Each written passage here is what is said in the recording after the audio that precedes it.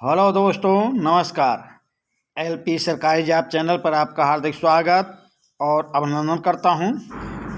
आपके उज्जवल भविष्य की कामना के साथ इस सेशन का शुरुआत कर रहा हूं। इस सेशन का पहला प्रश्न यानी प्रश्न नंबर 17, आर्थिक व्यवस्था और राजनीतिक व्यवस्था के मध्य एक विभाजन किया जाता है। राजनीतिक व्यवस्था और आर्थिक व्यवस्था और राजनीतिक व्यवस्था के मध्य एक विभाजन किया जाता है। राजनीतिक व्यवस्था को एक ऐसा निम्न स्थान दिया जाता है जिससे वह आर्थिक व्यवस्था से व्युत्पन्न उसकी परछाई मात्र लगती है, और इन दोनों व्यवस्थाओं में संघवाद की एक बहुलवादी व्यवस्था सिंहासनस्थ लगती है। यह दृष्टिकोण इंगित करता है। तो प्रश्न नंबर 17 को फिर से देख लें। आर्थिक व्यवस्था और राजनीतिक व्यवस्था के मध्य भाग एक विभाजन किया जाता है। राजनीतिक व्यवस्था को एक ऐसा निम्न स्थान दिया जाता है जिससे वह आर्थिक व्यवस्था से व्युत्पन्न उसकी परछाई मात्र लगती है, और इन दोनों व्यवस्थाओं में संघवाद की एक बहुलवादी व्यवस्था सिंहासनस्थ लगती है। यह दृष्टिकोण इंगित करता है भाई तो लोकतंत्रीय समाजवाद की ओर, या श्रेणी समाजवाद की ओर, या श्रम संघवाद की ओर, या मार्क्सवाद की ओर। तो प्रश्न नंबर 17 का उत्तर देने का प्रयास करें भाई। तो प्रश्न नंबर 17 का ऑप्शन बी सही उत्तर होगा। यह इंगित करता है श्रेणी समाजवाद की ओर। प्रश्न नंबर 17 का ऑप्शन बी सही उत्तर होगा। अगले प्रश्न पे आ जाएं। प्रश्न नंबर 18, ये कूट का प्रश्न है भाई। प्रश्न और कूट साथ लाने का प्रयास करता हूं। प्रश्न नंबर 18 देखें। सूची 1 को सूची 2 के साथ सुमेलित कीजिए और सूचियों के नीचे दिए गए कूटों का प्रयोग करते हुए सही उत्तर चुनिए। प्रश्न नंबर 18, सूची 1 को सूची 2 के साथ सुमेलित कीजिए और सूचियों के नीचे दिए गए कूटों का प्रयोग करते हुए सही उत्तर चुनिए। तो राज्य के कार्यों का सिद्धांत इधर दिया गया है, इधर विचारक दिया गया है। प्रश्न नंबर 18, चलिए भाई मिलान करते हैं। प्रश्न नंबर 18 का मिलान करते हैं। मार्क्सवादी विचार, तो मार्क्सवादी विचार किससे संबंधित है? तो रोजा लग्जेम्स वर्ग से। मार्क्सवादी विचार रोजा लग्जेम्स वर्ग। ऑप्शन बी उदारवादी विचार, तो उदारवादी विचार या उदारवादी विचारक हर्बर्ट स्पेंसर हैं और मार्क्सवादी विचारक रोजा लग्जेम्बर्ग हैं। फिर फांसीवादी विचारक कौन है? फांसीवादी विचारक जियोवानी जेंटिल हैं और फेबियनवादी विचारक जी बी शाह हैं। फेबियनवादी विचारक जी बी शाह हैं। तो इसके हिसाब से आपका उत्तर क्या सही होगा? Option D. ऑप्शन डी आपका सही उत्तर होगा। चलिए भाई स्क्रीनशॉट ले लें, कहीं पे नोट लें, नोट कर लें या सेशन को बार बार देखें। ऐसे प्रश्न बोर्ड इस बार बहुत तायत से पूछ रहा है। ऐसे प्रश्नों को पढ़ने की बहुत ही ज़रूरत है। तो चलिए अब अगले प्रश्न पे चलते हैं। प्रश्न नंबर 19। प्रश्न नंबर 19, निम्नलिखित में से कौन सा एक सिद्धांत राज्य के कार्यों के विषय में यह मानता है स्वतंत्रता समस्त मानव संगठनों का साध्य नहीं है, किंतु वह तो केवल एक ऐसा साधन मात्र है जिसके द्वारा व्यक्ति अपने जीवन की संपूर्णता की अनुभूति प्राप्त करता है। तो प्रश्न नंबर 19 का उत्तर देने का प्रयास करें भाई। कौन सा सिद्धांत राज्य के कार्यों के विषय में ऐसा मानता है? तो उस सिद्धांत का नाम है व्यक्तिवादी सिद्धांत भाई, व्यक्तिवादी सिद्धांत। प्रश्न नंबर 19 का ऑप्शन डी सही उत्तर होगा। प्रश्न नंबर 20, ये भी कूट वाला प्रश्न है। चलिए कूट और ऑप्शन को एक साथ लाने का प्रयास करता हूँ। प्रश्न और ऑप्शन एक साथ आ गया। सूची 1 को सूची 2 के साथ सुमेलित कीजिए और सूचियों के नीचे दिए गए कूटों का प्रयोग करते हुए सही उत्तर चुनिए। प्रश्न नंबर 20, सूची 1 का सूची 2 के साथ सुमेलित कीजिए और नीचे दिए गए कूटों का प्रयोग करते हुए सही उत्तर चुनिए। तो प्रश्न नंबर 20, अधिकारों का विधिक सिद्धांत।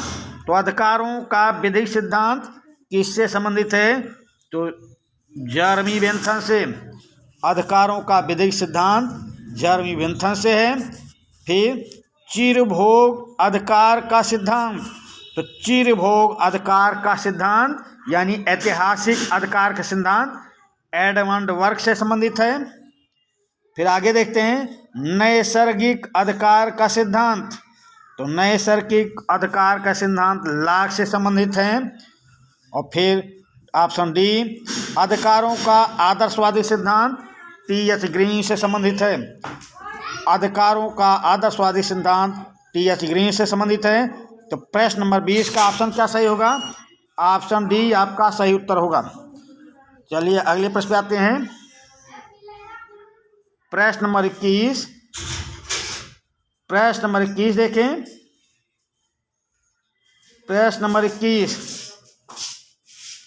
चलिए भाई, स्वतंत्रता तब तक सार्थक नहीं हो सकती जब तक कि वह राज्य द्वारा मान्यता प्राप्त अधिकार व्यवस्था में सम्मिलित नहीं कर ली जाती।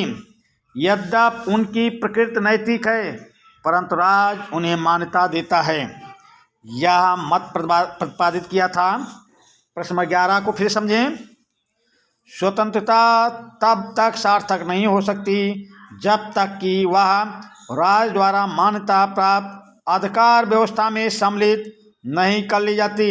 यद्यपि उनकी प्रकृति नैतिक है परंतु राज्य उन्हें मान्यता देता है। तो ये जर्मी बेंथम ने प्रतिपादित किया या टी.एच. ग्रीन ने प्रतिपादित किया या जॉन लॉक ने प्रतिपादित किया या हर्बर्ट स्पेंसर ने प्रतिपादित किया? प्रश्न नंबर 21 का उत्तर देने का प्रयास करें। तो ये प्रतिपादित करने वाले विचारक टी.एच. ग्रीन महोदय हैं। प्रश्न नंबर 21 का ऑप्शन बी सही उत्तर होगा। अगले प्रश्न पे आ जाएं। निम्नलिखित में से किस एक विचारक ने लोकतंत्र में व्यक्ति की स्वतंत्रता के हनन होने का खतरा देखा? निम्नलिखित में से किस एक विचारक ने लोकतंत्र में व्यक्ति की स्वतंत्रता के हनन होने का खतरा देखा? तो ये जर्मी बेंथन ने खतरा देखा या टी.एच. ग्रीन ने खतरा देखा या लास्की ने खतरा देखा या एलेक्स डी टाकविले ने खतरा देखा? प्रश्न नंबर 22 का उत्तर देने का प्रयास करें। किस एक विचारक ने लोकतंत्र में व्यक्ति की स्वतंत्रता के हनन होने का खतरा देखा? तो ये देखा था एलेक्स डी टाकविले ने। प्रश्न नंबर 22 का ऑप्शन डी सही उत्तर होगा। प्रश्न नंबर 23, निम्नलिखित में से किस एक विचारक ने स्वतंत्रता और समानता को परस्पर विरोधी माना? निम्नलिखित में से किस एक विचारक ने स्वतंत्रता और समानता को परस्पर विरोधी माना है? तो ये एक्टन ने माना है या हेरल्ड लास्की ने या टी.एच. ग्रीन ने या आर.एस. टानी ने? प्रश्न नंबर 23 का उत्तर देने का प्रयास करें भाई। निम्नलिखित में से किस एक विचारक ने स्वतंत्रता और समानता को परस्पर विरोधी माना है? तो परस्पर विरोधी मानने वाले हैं स्वतंत्रता और समानता को लॉर्ड एक्टन महोदय। प्रश्न नंबर 23 का ऑप्शन ए सही उत्तर होगा। प्रश्न नंबर 24, न्याय से प्लेटो का अभिप्राय था। न्याय से प्लेटो का अभिप्राय क्या था भाई? न्यायालयों द्वारा दिया जाने वाला विधिक न्याय या शक्ति ही अधिकार है या आत्मा के प्रत्येक भाग और तदनुरूप समाज के वर्गों द्वारा सामंजस्यपूर्ण कार्य संपादन या प्रत्येक व्यक्ति को उसकी अपनी अपनी योग्यता अनुसार प्राप्त होना? प्रश्न नंबर 24 का उत्तर देने का प्रयास करें। न्याय से प्लेटो का अभिप्राय था। तो प्लेटो का भाई न्याय से क्या अभिप्राय था, उत्तर देने का प्रयास करें और सेशन को दोस्तों के बीच शेयर कर दें। और इस सेशन को जो पहली बार देख रहे हैं वो चैनल को सब्सक्राइब कर लें। ये अधिक प्रश्नों की श्रृंखला आपके पास जा रही, कठिन प्रश्नों की श्रृंखला जा रही। आप लोगों के कमेंट के आधार पर सेशन को छोटा जरूर कर दिया, पर प्रश्न जो कठिन थे वही प्रश्न भी आपके पास जा रहे हैं। तो चलिए भाई प्रश्न नंबर 24 देखें। न्याय से प्लेटो का अभिप्राय था आत्मा के प्रत्येक भाग और तदनुरूप समाज के वर्गों द्वारा सामंजस्यपूर्ण कार्य संपादन। प्रश्न नंबर 24 का ऑप्शन सी सही उत्तर होगा। अगले प्रश्न पे आ जाएं। प्रश्न नंबर 25, राष्ट्र के न्याय सिद्धांत में मूल स्थिति में व्यक्ति द्वारा विवेकपूर्ण चयन का सिद्धांत आधिकीकरण मैक्सिमाइजेशन करता है। राष्ट्र के न्याय सिद्धांत में मूल स्थिति में व्यक्ति द्वारा विवेकपूर्ण चयन का सिद्धांत आधिकीकरण मैक्सिमाइजेशन करता है। अपेक्षित उपयोगिता का, न्यूनतम का, अधिकतम का, आकांक्षाओं का उस विकल्प को छोड़कर जिसकी संभावना बहुत बुरी मानी जा सकती है। तो प्रश्न नंबर 25 का उत्तर दें। राष्ट्र के न्याय सिद्धांत में मूल स्थिति में व्यक्ति द्वारा विवेकपूर्ण चयन का सिद्धांत अधिकीकरण मैक्सिमाइजेशन करता है। आकांक्षाओं का भाई, आकांक्षाओं का उस विकल्प को छोड़कर जिसकी संभावना बहुत बुरी मानी जा सकती है। प्रश्न नंबर 25 का ऑप्शन डी सही उत्तर होगा। प्रश्न नंबर 26, चलिए भाई ये भी शायद कूट का ही प्रश्न है, तो इसको पहले मिलाएंगे फिर कूट आएगा, क्योंकि ज़्यादा है, स्क्रीन पे इतना छोटा हो नहीं पाएगा। तो चलिए प्रश्न देखते हैं। निम्नलिखित में से कौन से युग्म सही सुमेलित हैं? भाई ये पूछा जा रहा प्रश्न नंबर 26 में कि कौन से युग्म सही सुमेलित हैं। अब चलिए एक पे आते हैं भाई। अब बताना है कि कौन से युग्म सही सुमेलित हैं। तो थॉमस जेफरसन ने क्या कहा? हम इस सत्य को पवित्र और अकाट्य मानते हैं कि सभी मनुष्य समान और स्वतंत्र पैदा हुए हैं। हाँ भाई, जेफरसन ने ये कहा था, ये तो सही है। फिर आगे देखते हैं। निकोलो मैकियावेली स्वतंत्रता भ्रष्टाचार का मार्ग प्रशस्त करती है। ये मैकियावेली ने कहा था भाई, मैकियावेली ने कहा था स्वतंत्रता भ्रष्टाचार का मार्ग प्रशस्त करती है। फिर रूसो ने क्या कहा? प्रत्येक से उसकी योग्यता अनुसार, प्रत्येक को उसकी आवश्यकता अनुसार, प्रत्येक से उसकी योग्यता अनुसार और प्रत्येक को उसकी आवश्यकता अनुसार। तो ये भी रूसो ने कहा था। फिर 4 देख लें। ऑगस्ट कॉम्टे विज्ञान से भविष्यवाणी आती है, भविष्यवाणी से कर्म उत्पन्न होता है। तो ये ऑगस्ट कॉम्टे ने कहा था। तो प्रश्न नंबर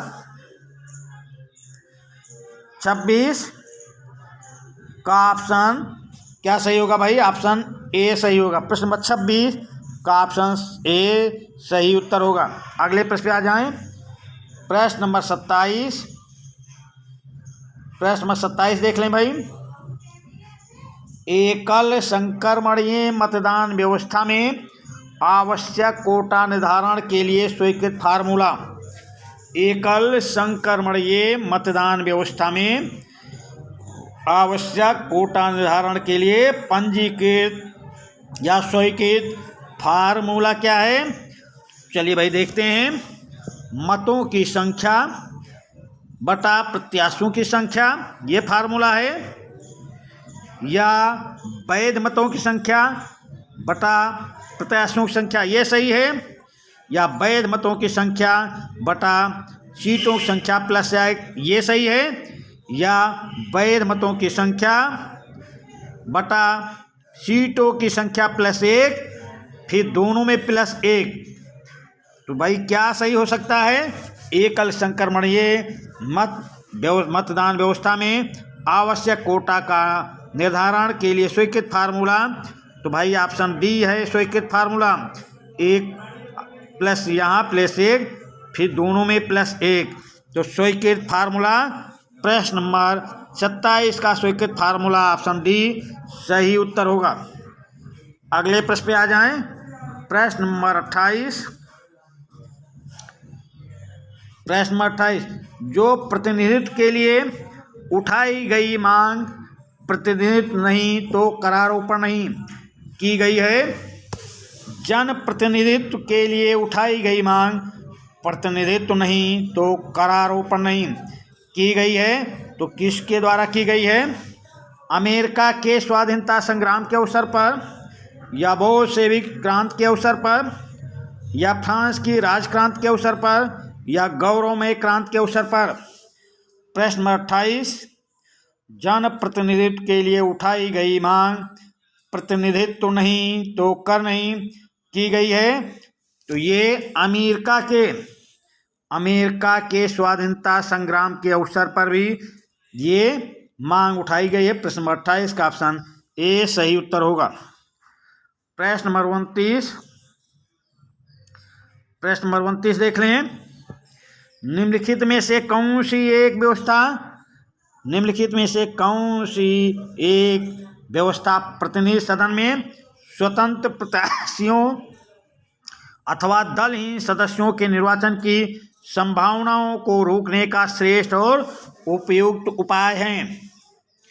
प्रश्न नंबर 29, निम्नलिखित में से कौन सी एक व्यवस्था प्रतिनिधि सदन में स्वतंत्र प्रत्याशियों अथवा दलहीन सदस्यों के निर्वाचन की संभावनाओं को रोकने का श्रेष्ठ एवं उपयुक्त उपाय है? तो सूची व्यवस्था है, या बहुल मतदान है, या एकल संक्रमणीय मत है, या व्यावसायिक प्रतिनिधित्व है? तो प्रश्न नंबर 29, निम्नलिखित में से कौन सी एक व्यवस्था प्रतिनिधि सदन में स्वतंत्र प्रत्याशियों अथवा दलहीन सदस्यों के निर्वाचन की संभावनाओं को रोकने का श्रेष्ठ एवं उपयुक्त उपाय है? तो वह उपयुक्त उपाय है सूची व्यवस्था। प्रश्न नंबर 29 का ऑप्शन ए सही उत्तर होगा। अगले प्रश्न पे आ जाएं। प्रश्न नंबर 30। प्रश्न नंबर 30 देखें। लोकतंत्र में जनमत के विभिन्न सूचकांकों में सबसे कम महत्वपूर्ण, लोकतंत्र में जनमत के विभिन्न सूचकांकों में सबसे कम महत्वपूर्ण, तो मतदान व्यवहार की प्रवृत्ति का अध्ययन, ये तो महत्वपूर्ण है। समाचार पत्रों की स्वतंत्रता, ये भी महत्वपूर्ण है। बहुदलीय व्यवस्था, ये भी महत्वपूर्ण है।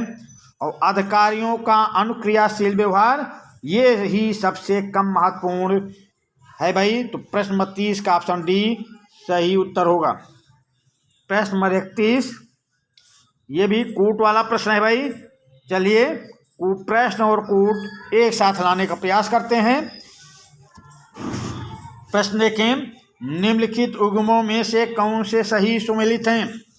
निम्नलिखित युग्मों में से कौन से सही सुमेलित हैं? तो जॉर्ज गैलप मतदान, ये भाई सही सुमेलित है। जॉर्ज गैलप का संबंध मतदान से है, ये सही सुमेलित है। जे नेटल का संबंध राजनीतिक संगठन, जे नेटल का संबंध राजनीतिक संगठन से, ये भी सही सुमेलित है। डॉक्टर गोबस का प्रचार से संबंध है, डॉक्टर गोबस का प्रचार से संबंध है भाई, तो ये भी सही है। और थॉमस पेन थॉमस यथास्थिति के समर्थक नहीं है, तो ये आपका उत्तर क्या सही होगा? प्रश्न नंबर 31 का ऑप्शन डी आपका सही उत्तर होगा। अगले प्रश्न पे आ जाएं। प्रश्न नंबर 32। प्रश्न नंबर 32 देख लें भाई। प्रश्न नंबर 32, प्रारंभिक वस्तुओं का वितरण समान होना चाहिए जब तक कि असमान वितरण के लिए प्रत्येक के लिए लाभकारी ना हो। प्रश्न नंबर 32, प्रारंभिक वस्तुओं का वितरण समान होना चाहिए जब तक कि असमान वितरण प्रत्येक के लिए लाभकारी न हो। निम्नलिखित में से कौन सा एक समानता की उक्त संकल्पना का प्रतिपादक है? तो एक कार्ल मार्क्स हैं, या जे.एस. मिल हैं, या जॉन रॉल्स हैं, या रूसो हैं। तो ये भाई जॉन रॉल्स महोदय हैं। प्रश्न 32 का ऑप्शन सी सही उत्तर होगा। तो चलिए भाई इस सेशन का इसी प्रश्न के साथ समापन करते हैं। धन्यवाद।